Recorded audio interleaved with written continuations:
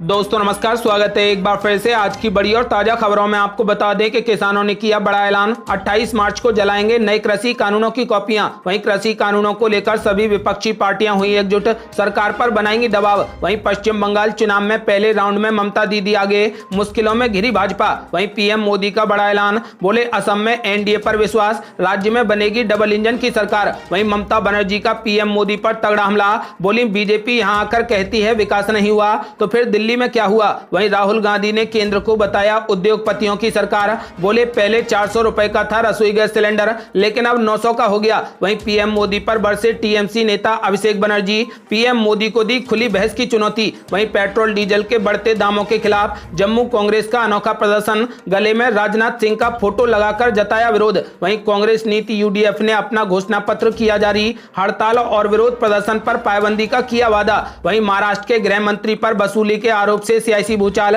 BJP ने मांगा अनिल देशमुख का इस्तीफा। वहीं असम में बोले पीएम मोदी, एक चाय वाला आपके दर्द को नहीं समझेगा तो कौन समझेगा, कांग्रेस पर भी किया हमला। वहीं कांग्रेस सांसद शक्ति सिंह गोयल ने पीएम मोदी पर बोला तगड़ा हमला, बोले एक भी प्रमाण नहीं कि पीएम मोदी ने बेची हो चाय। और भी बड़ी खबरों को जानने के लिए वीडियो को लाइक कर दें, चैनल को सब्सक्राइब कर लें और घंटी बटन जरूर दबा दें। वहीं पहली बड़ी खबर, देश में बढ़ा कोरोना का कहर, पिछले 24 घंटे में सामने आए 41,000 नए मामले। आपको बता दें कि देश में कोरोना संकट एक बार फिर से पैर पसारने लगा है। महाराष्ट्र कोरोना का हॉटस्पॉट बन गया है। देश में 112 दिनों के बाद रिकॉर्ड पहली बार करीब 41,000 कोरोना के नए मामले सामने आए। स्वास्थ्य मंत्रालय की ताजा रिपोर्ट के अनुसार पिछले 24 घंटों में 40,953 नए मामले सामने आए और पिछले 24 घंटे में ही 188 लोगों की मौत हो गई।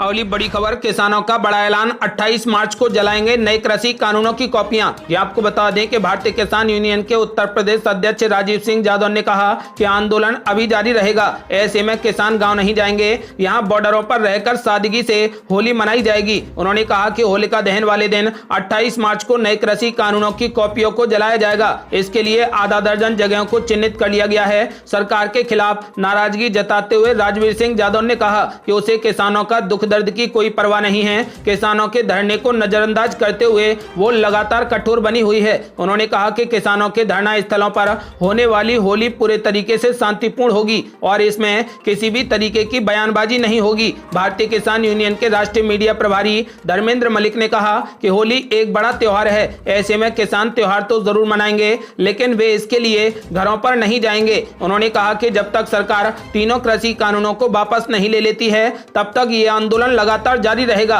यदि आप भी किसानों का खुले दिल से समर्थन करते हैं तो इस वीडियो को लाइक कर अपनी राय हमें कमेंट बॉक्स में जरूर दें।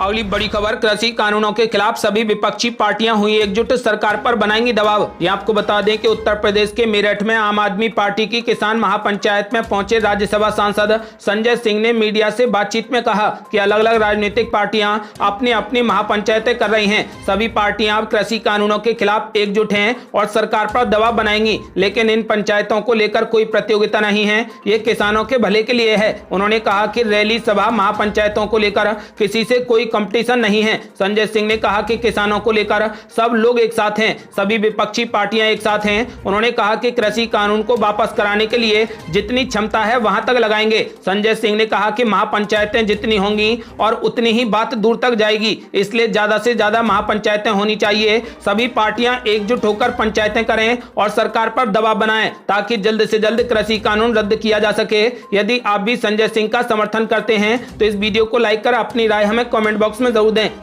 अगली बड़ी खबर, पश्चिम बंगाल में पहले राउंड में ममता दीदी आगे, मुश्किलों में घिरी भाजपा। ये आपको बता दें कि बंगाल की मुख्यमंत्री ममता बनर्जी के पैर में लगी चोट दुर्घटना है या फिर षड्यंत्र, ये तो गहन छानबीन के बाद ही पता चलेगा। फिलहाल मुख्यमंत्री ममता बनर्जी ने इस केस को सीआईडी के हैंडओवर कर दिया है। अब सीआईडी इसकी गहन छानबीन करेगी, लेकिन व्हील चेयर पर चुनाव प्रचार कर रही ममता दीदी की सभाओं में भारी भीड़ के साथ भाजपा की बेचैनी बढ़ती जा रही है। इसका अंदाजा भाजपा नेताओं के बयान से भी लगाया जा सकता है। एक नेता ने ने कहा कि दीदी के पैर में प्लास्टर का साइज हर दिन बढ़ता जा रहा है। प्रदेश पार्टी प्रमुख दिलीप घोष ने कहा कि तृणमूल कांग्रेस को इस बार अपने चुनाव चिन्ह की जगह व्हील चेयर दिखाकर वोट मांगने चाहिए। आपको बता दें कि भाजपा वाले भले ही 200 से अधिक सीटें जीतने का दावा कर रहे हों, लेकिन हकीकत यह है कि उसके लिए जीतने योग्य उम्मीदवार तलाशना भी मुश्किल हो गया है। नतीजा यह हुआ कि पार्टी को 5 सांसदों को विधानसभा चुनाव लड़ने के लिए उतारना पड़ा है। यही नहीं, वरिष्ठ नेता मुकुल राय भी 20 साल बाद चुनाव के साथ मौसम की गर्मी झेलने को मजबूर हुए हैं। वे कृष्णानगर उत्तर सीट से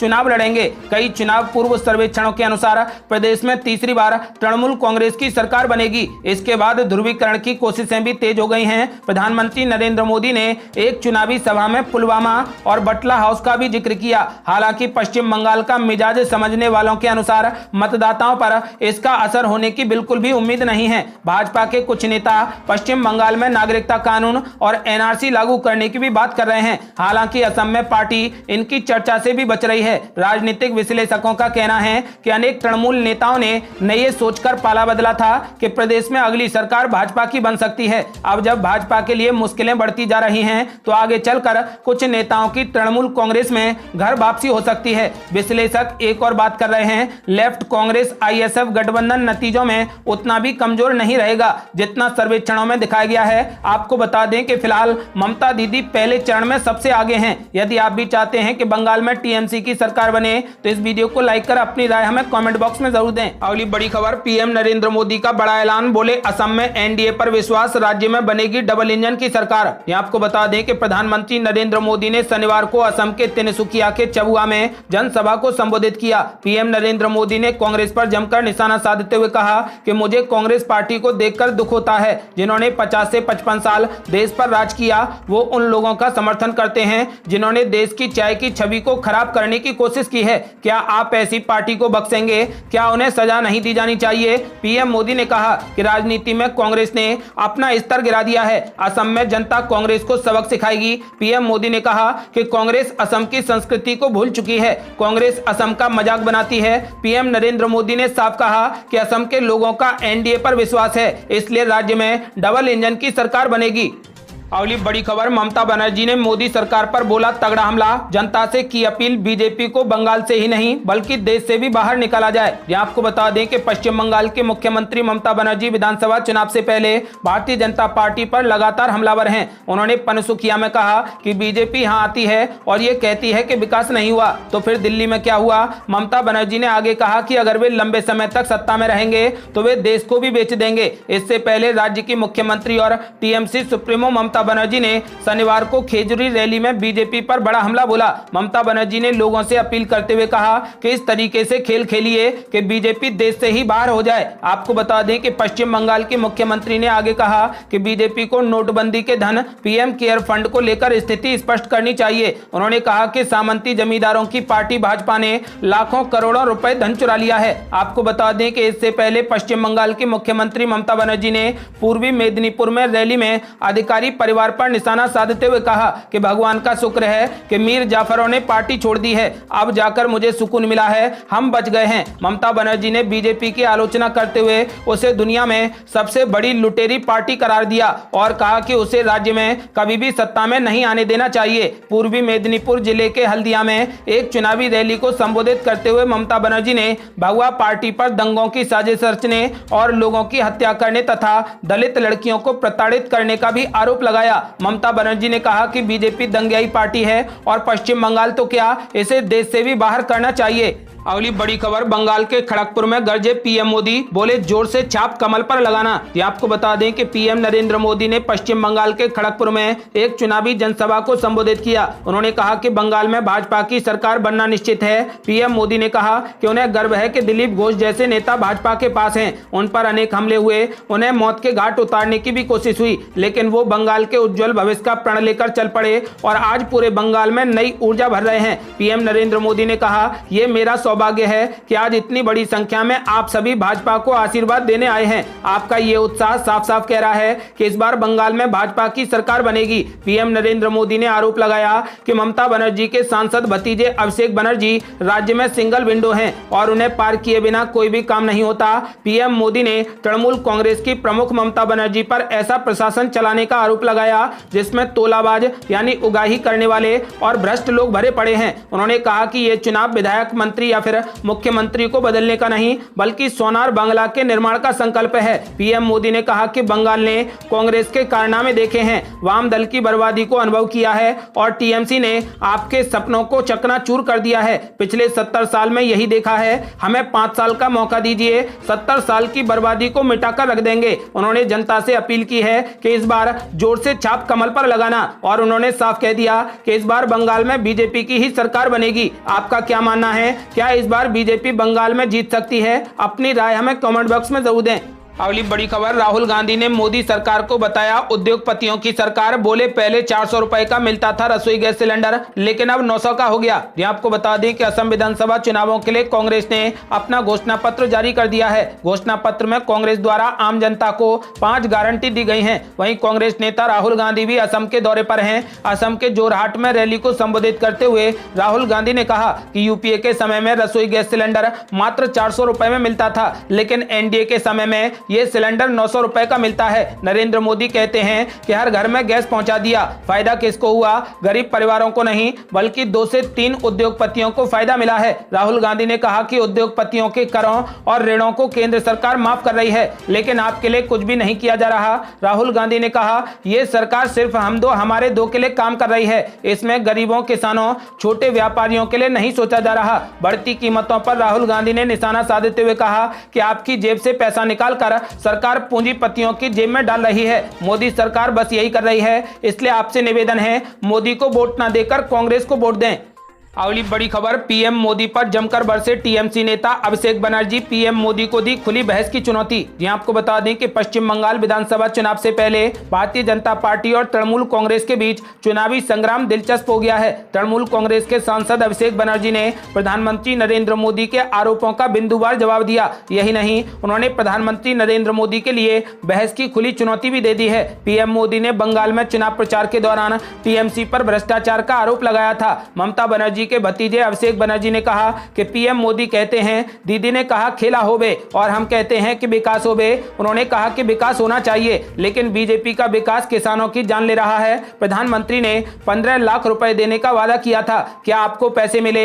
आज वो 5 साल मांग रहे हैं। याद रखिए, नोटबंदी के दौरान भी उन्होंने 50 दिन मांगे थे। पीएम मोदी अपनी बात पर कायम नहीं रह सकते। अगर वो 5 साल मांगते हैं तो याद रखिए उन्हें 500 साल लगेंगे। आपको बता दें कि इसके बाद टीएमसी नेता अभिषेक बनर्जी ने पीएम मोदी को बहस के लिए खुली चुनौती भी दे दी। ममता बनर्जी के भतीजे अभिषेक बनर्जी ने कहा कि मैं आपको बहस की खुली चुनौती देता हूं। हम इस बात पर बहस करेंगे कि दीदी ने 10 साल में क्या किया और मोदी ने 7 साल में क्या किया। हम आपको 10 गोल से हराएंगे। मैं 33 साल का हूं, मैं सीनियर्स का सम्मान करता हूं। मैं आपको बंगाली में बिना पेपर के 2 मिनट के लिए बोलने की चेतावनी देता हूं। मैं 2 घंटे तक हिंदी में बोलूंगा और आप बंगाली में सिर्फ 120 मिनट कर बोलकर दिखाइए। इस चुनौती को आपको स्वीकार करना होगा। आपको बता दें कि ममता बनर्जी के भतीजे अभिषेक बनर्जी ने पीएम मोदी की जमकर क्लास लगाई। अगली बड़ी खबर, पेट्रोल, डीजल और रसोई गैस सिलेंडर के बढ़ते दामों के खिलाफ जम्मू कांग्रेस का अनोखा प्रदर्शन। गले में राजनाथ सिंह का फोटो लगाकर जताया तगड़ा विरोध। यहां आपको बता दें कि पेट्रोल, डीजल और रसोई गैस की बेतहाशा बढ़ती कीमतों के खिलाफ कांग्रेस ने जम्मू में शनिवार को तगड़ा प्रदर्शन किया। कांग्रेसी कार्यकर्ताओं ने आरोप लगाया कि मौजूदा केंद्र सरकार आम जनता और कांग्रेस की आवाज नहीं सुन रही और कीमतें कम करने के लिए कोई भी ठोस कदम नहीं उठा रही। गले में रक्षा मंत्री राजनाथ सिंह का पोस्टर डाले ये कांग्रेसी कार्यकर्ता जम्मू के विक्रम चौक पर बढ़ती हुई कीमतों के खिलाफ प्रदर्शन कर रहे थे। कांग्रेसी कार्यकर्ताओं ने गले में रक्षा मंत्री राजनाथ सिंह का तब का पोस्टर डाला जब बीजेपी विपक्ष में थी। उस दौरान बीजेपी मौजूदा कांग्रेस सरकार के खिलाफ बढ़ती पेट्रोल, डीजल और रसोई गैस सिलेंडर के खिलाफ लगातार प्रदर्शन कर रही थी। कांग्रेस के कार्यकर्ताओं ने कहा कि पिछले 1.5 महीने से हम सड़कों पर हैं और बढ़ती हुई महंगाई के खिलाफ प्रदर्शन कर रहे हैं, लेकिन केंद्र सरकार के कानों पर जू नहीं रेंग रही। इसलिए आज उन्होंने बीजेपी को वो दिन याद करवा दिया जब वह भी इसी तरीके से सड़कों पर बैठती हुई बढ़ती कीमतों का रोना रोकर केंद्र सरकार को घेरती थी। कांग्रेसी कार्यकर्ताओं ने मांग की है कि अगर केंद्र सरकार उनकी बात नहीं सुनना चाहती तो कम से कम अपना वह वक्त याद करें जब वो भी इसी तरीके से बढ़ती महंगाई के खिलाफ सड़कों पर बैठकर जनता का दर्द साझा करती थी। अगली बड़ी खबर, आज से असम दौरे पर प्रियंका गांधी वाड्रा, कई जनसभाओं को करेंगी संबोधित। आपको बता दें कि असम में आने वाले दिनों में विधानसभा चुनाव के लिए मतदान किया जाएगा। वहीं राजनीतिक पार्टियां भी चुनाव में जीत हासिल करने के लिए अपना पूरा दमखम लगा रही हैं। इस बीच कांग्रेस महासचिव प्रियंका गांधी असम दौरे पर जा रही हैं और वहां कई जनसभाओं को संबोधित करेंगी। अखिल भारतीय कांग्रेस कमेटी की महासचिव प्रियंका गांधी असम चुनाव के मद्देनजर आज चुनावी दौरे पर रहेंगी। असम में महासचिव प्रियंका गांधी आधा दर्जन चुनावी जनसभाओं को संबोधित करेंगी। गौरतलब है कि प्रियंका गांधी ने पिछली बार मां कामाख्या मंदिर के दर्शन के बाद अपना चुनावी अभियान शुरू किया था। असम के चुनावी विश्लेषक महासचिव प्रियंका गांधी के दौरे को बेहद महत्वपूर्ण मान रहे हैं। खासकर प्रियंका गांधी की असम की महिलाओं और चाय बागानों के मजदूरों के बीच अच्छी लोकप्रियता देखी जा रही है। कांग्रेस महासचिव प्रियंका गांधी लगभग आधा दर्जन जनसभाओं को संबोधित करेंगी। वहीं चाय बागानों के मजदूरों के बीच प्रियंका गांधी की लोकप्रियता और 5 गारंटी की चर्चा की जा रही है। ये 5 गारंटी हैं। पहली गारंटी, कांग्रेस अगर असम में सत्ता में आई तो संशोधित नागरिकता कानून को निरस्त करने के लिए नया कानून लेकर आएगी। वहीं दूसरी गारंटी, अगर कांग्रेस की सरकार बनेगी तो बिजली की 200 यूनिट लोगों को बिल्कुल फ्री में मिलेंगी। वहीं तीसरी गारंटी, गृहिणी सम्मान योजना दी जाएगी। इसके तहत हर घर संभालने वाली महिलाओं को 2-2 हजार रुपए महीने दिए जाएंगे। और चौथी गारंटी, चाय बागानों में काम करने वालों की न्यूनतम दिहाड़ी बढ़ाई जाएगी, उन्हें 365 रुपए का वेतन दिया जाएगा। और पांचवी गारंटी, कांग्रेस पार्टी की असम में सरकार बनेगी तो कम से कम 5 लाख सरकारी नौकरी मिलेंगी। ये थी अब तक की बेहद बड़ी खबरें। यदि आप भी चाहते हैं कि कृषि कानून निरस्त हो जाएं और टीएमसी की बंगाल में सरकार बने तो इस वीडियो को लाइक कर अपनी राय हमें कमेंट बॉक्स में जरूर दें। यदि आपने अभी तक हमारे चैनल को सब्सक्राइब नहीं किया है तो कृपया चैनल को सब्सक्राइब कर घंटी बटन जरूर दबा दें। जल्दी मिलते हैं बड़ी अपडेट के साथ, तब तक के लिए जय हिंद, जय भारत।